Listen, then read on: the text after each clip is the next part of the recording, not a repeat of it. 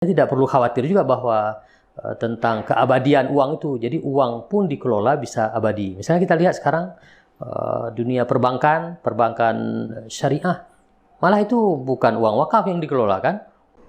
Assalamualaikum warahmatullahi wabarakatuh. Jumpa lagi dengan saya Juliani di podcast Baitul Mal Aceh.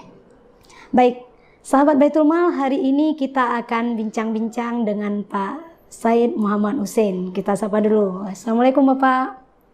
Waalaikumsalam warahmatullahi wabarakatuh. Nah, Pak Said Muhammad Hussein ini adalah analis wakaf di Baitul Mal Aceh. Jadi kita akan bincang-bincang terkait wakaf. Baik Pak, pagi ini kita ini mau bincang terkait wakaf. Nah, boleh nggak Pak dijelasin sedikit secara gamblangnya bagaimana sih memahami wakaf itu Pak? Atau diartikan wakaf seperti apa?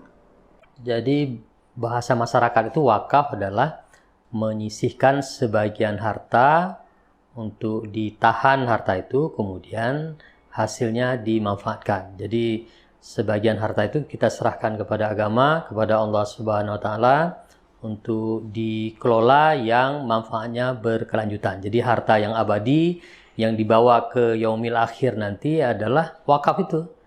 Jadi tidak benar sebenarnya kalau ada orang mengatakan bahwa harta tidak bisa dibawa mati. Bisa. Jadi harta yang dibawa mati, aset yang dibawa mati adalah wakaf itu.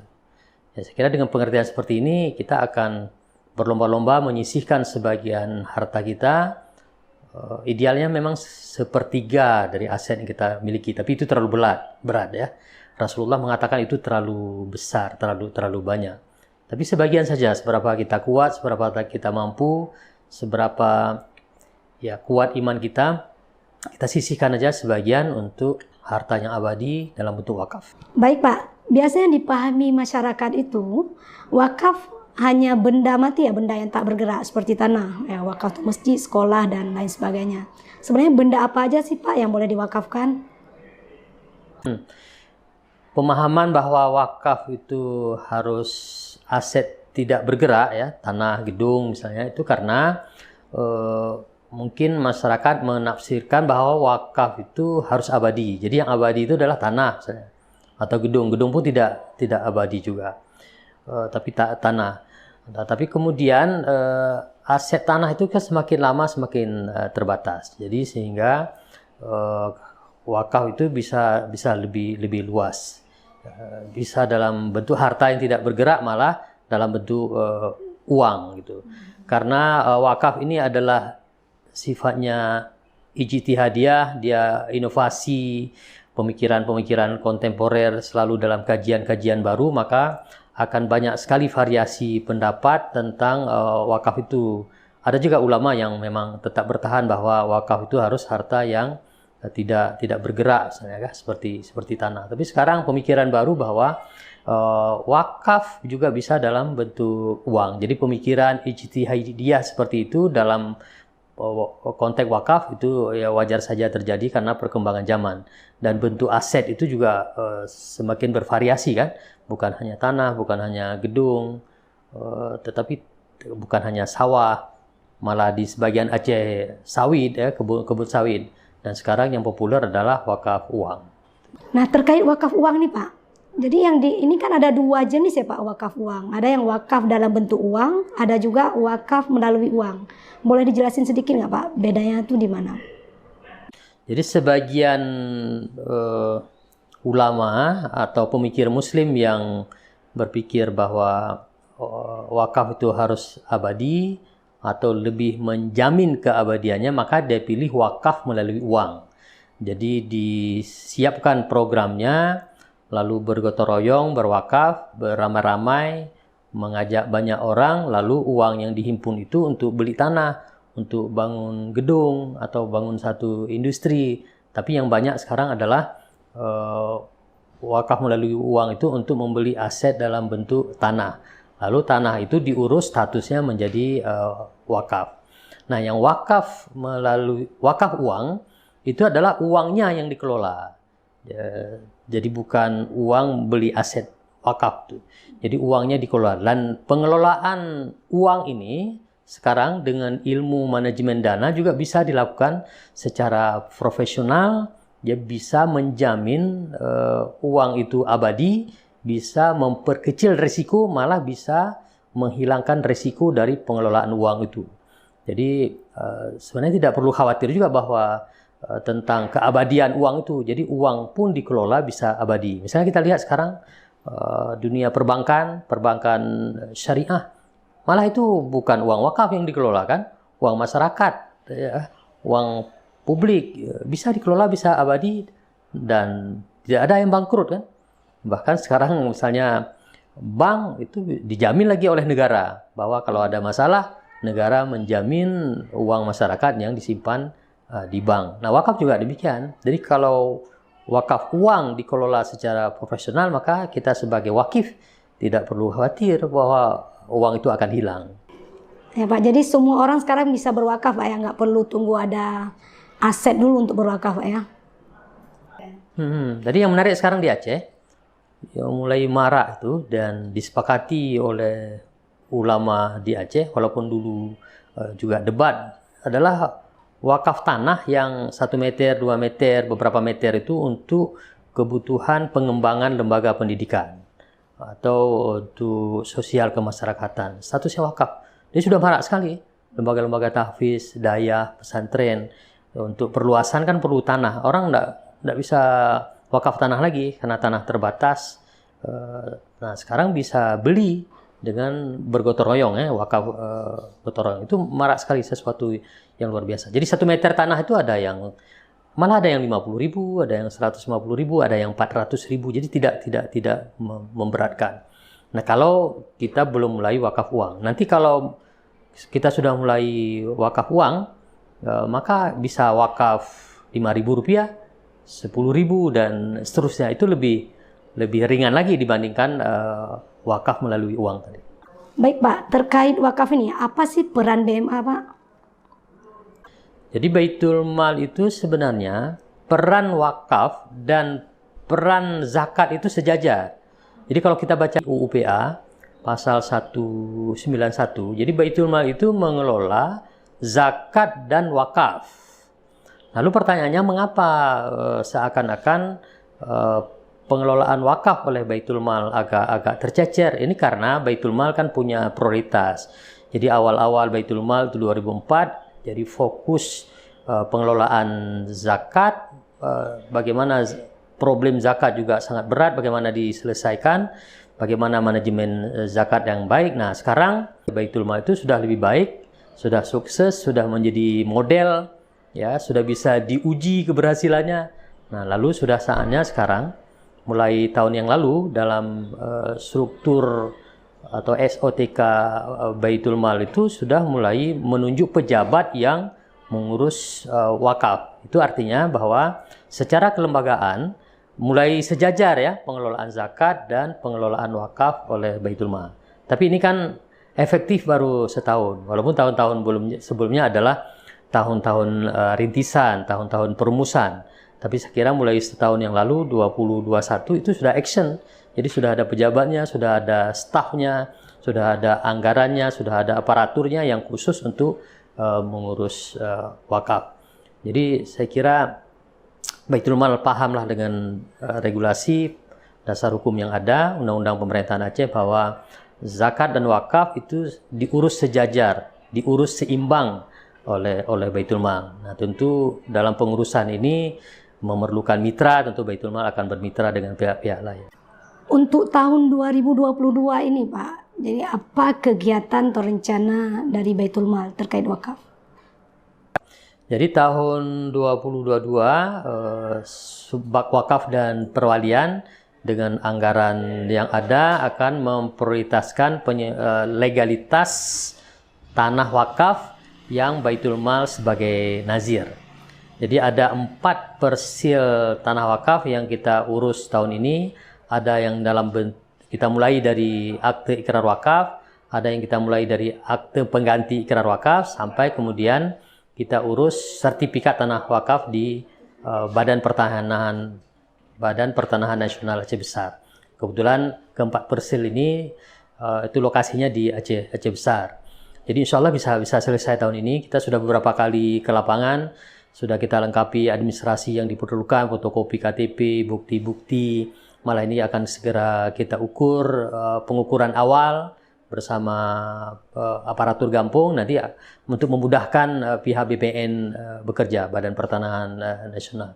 Jadi insya Allah 4 persil ini akan mendapatkan legalitas tanah wakaf tahun ini.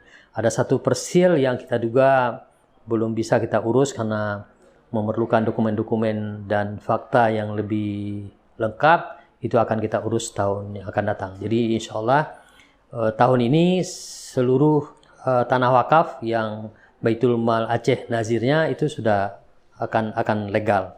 Karena ada 8 persil, sebagian sudah ada sertifikat wakaf, sebagian kita urus tahun ini.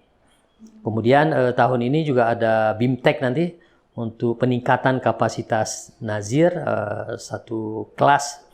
Kemudian kita rencanakan juga tahun ini bisa melanjutkan pendataan wakaf produktif. Jadi tahun yang lalu pendataan wakaf produktif itu sudah selesai 14 kabupaten kota. Jadi yang tersisa mudah-mudahan kita bisa lakukan pendataan wakaf produktif yang potensial tahun ini, sehingga nanti begitu regulasi selesai, Pergub Infak selesai, Pergub Wakaf selesai, dan anggarannya tersedia, kita bisa mulai melakukan asesmen untuk memproduktifkan tanah wakaf yang sudah kita data itu. Datanya sudah ada. Dan alhamdulillah komunikasi kita dengan Kemenag, dengan BWI, dengan berbagai pihak ternyata mendapatkan respon yang sangat positif untuk memproduktifkan tanah wakaf yang ada. Jadi ada banyak sekali tanah wakaf di Aceh tidak produktif. Itu satu hal. Diharapkan peran Baitul Mal yang optimal di sini. Walaupun ada sebagian yang lain, mungkin 40% tanah wakaf yang belum memiliki sertifikat, belum sertifikasi. Itu mungkin lebih sederhana, ya, bisa dibantu oleh Kemenag, oleh Nazir sendiri, oleh BPN, itu mudah. Tapi untuk memproduktifkan tanah wakaf yang sebagian produktif, potensial produktif itu, ini kan memerlukan modal, memerlukan dana, memerlukan modal awal. Nah, ini diharapkan Baitul Mal bisa membantu, dan Baitul Mal kan punya dana, ya, punya modal, ada dana infak yang bisa digunakan. Nah, tentu ini kita tunggu kebijakan lah dari pimpinan. Ya. Nah, ngomong-ngomong soal regulasi ini Pak, terlihat seperti ada tumpang tindih ya antara Baitul Mal dengan BWI dan Kemenang. Ini bagaimana sih koordinasi yang dilakukan Baitul Mal nih Pak untuk 3 lembaga ini? Ya, sebenarnya bukan juga tumpang tindih, cuma ada cita-cita yang besar adalah bagaimana regulator wakaf di Aceh ini satu saja Baitul Mal. Jadi regulator zakat satu Baitul Mal, kan itu sudah oke. Tetapi kan masih terjadi diskusi karena BWI sudah dibentuk, Badan Wakaf Indonesia sudah dibentuk. Jadi untuk beberapa tahun ini mungkin yang diperlukan adalah sinergi antara Baitul Mal dengan BWI dalam pengelolaan wakaf. Artinya ada kewenangan yang memang dikerjakan oleh BWI, ya disinergikan saja. Ada yang bisa dilakukan oleh Baitul Mal, tinggal dikerjakan saja. Tetapi bagaimana kemudian kita memahami pengaturan wakaf di Undang-Undang Pemerintahan Aceh di pasal 191 itu, saya kira ini diskusi tingkat elit lah, tingkat pimpinan untuk bagaimana membuat BWI dan Baitul Mal itu satu atap, atau satu saja seperti zakat gitu kan. Zakat ya Baitul Mal saja yang mengurus zakat, tidak ada yang lain. Karena zakat sudah menjadi pendapatan negara. Tapi nanti juga akan terjadi diskusi wakaf uang juga akan menjadi pendapatan negara. Ketika menjadi pendapatan negara, yang mengelolanya dalam lembaga negara. Lembaga negara itu siapa di Aceh? Baitul Mal. Nah, saya kira ini diskusi menarik sampai nanti diskusinya adalah wakaf uang sebagai pengurang pajak. Nah, kalau zakat sebagai pengurang pajak bisa dilaksanakan, maka wakaf uang sebagai pengurang pajak juga akan bisa dilaksanakan. Ini untuk memberi stimulus, memberi semangat kepada masyarakat untuk berwakaf. Nah, saya kira ini akan terus diskusi. Jadi pekerjaan kita masih lama di Baitul Mal ini, di Aceh ini, menurut saya Baitul Mal akan tetap diperlukan, kan, memerlukan orang-orang cerdas, SDM yang baik untuk memikirkan hal ini. Jadi saya kira tidak berputar-putar hanya siapa yang mengurus, tapi bagaimana kita mengurus secara profesional, bagaimana negara berperan dengan baik dalam pengelolaan zakat dan wakaf.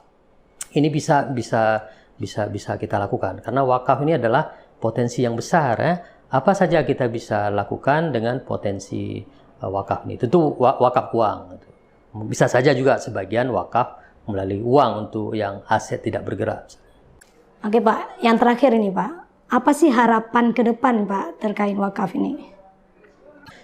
Ya, saya tidak membayangkan terlalu jauh, ya, tapi yang segera harus kita lakukan, harus kita sambut adalah ketika Presiden sudah mencanangkan gerakan wakaf uang secara nasional, maka ini harus kita sambut di Aceh. Jadi gubernur, bupati, wali kota saya kira akan menyambut ini untuk pencanangan gerakan wakaf uang di tingkat provinsi dan di tingkat kabupaten kota. Ini potensi yang besar. Lalu programnya kita bikin. Nah, sekarang kegelisahan yang saya dengar sudah dalam 3-4 tahun ini adalah rentenir. Termasuk ulama, MPU itu sudah melakukan sosialisasi anti rentenir misalnya. Sudah ada keputusan bahwa rentenir itu tidak betul. Itu di tingkat ulama.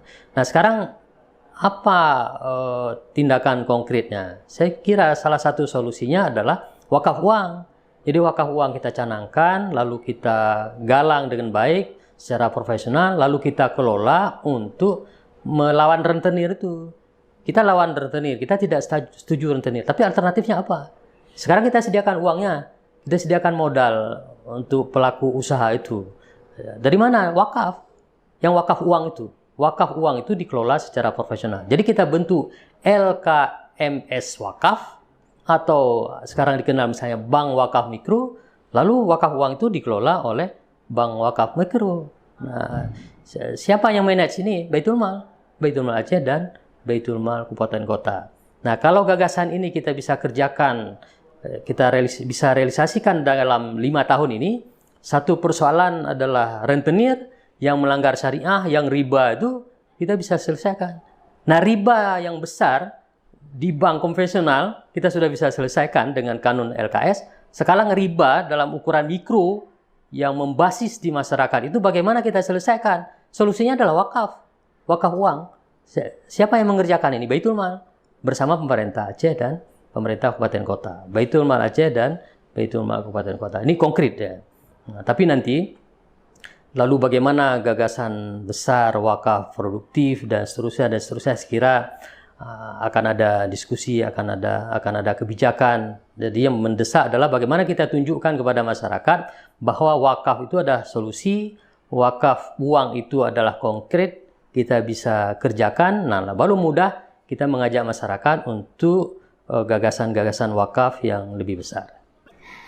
Baik Bapak, terima kasih sudah meluangkan waktu di podcast Baitul Mal. Insya Allah jumpa lagi di lain waktu. Dan kita berharap gagasan besar dari wakaf ini bisa dijalankan ke depannya dan bisa memberdayakan umat. Terima kasih Bapak. Sahabat Baitul Mal, selesai sudah podcast kita kali ini. Jumpa lagi di podcast selanjutnya. Saya Juliani, undur diri. Assalamualaikum warahmatullahi wabarakatuh.